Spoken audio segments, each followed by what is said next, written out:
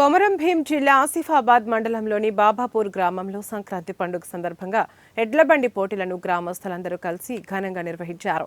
ఈ పోటీలో గెలుపొందిన దట్పాపూర్ గ్రామానికి చెందిన రైతు ఉప్పరి రాజేష్ మొదటి బహుమతి 10,000 రూపాయల నగదు, రెండవ బహుమతి 5,000 రూపాయల నగదును మాజీ ఎమ్మెల్యే ఆత్రం సక్కు చేతుల మీదుగా అందించారు. సంక్రాంతి పండుగకు గ్రామంలో ముగ్గుల పోటీలు, కబడ్డీ పోటీలు, ఎడ్లబండి పందెం పోటీలను గత 7 సంవత్సరాల నుండి నిర్వహించుకోవడం జరుగుతుందని గ్రామస్తులు తెలిపారు. ఈ పండగ సందర్భంగా మన బాబాపూర్ గ్రామంలో 7 ఏళ్ల నుంచి ఎడ్ల పోటీలు, ముగ్గుల పోటీలు మరియు కబడ్డీ పోటీలు నిర్వహించడం జరుగుతుంది.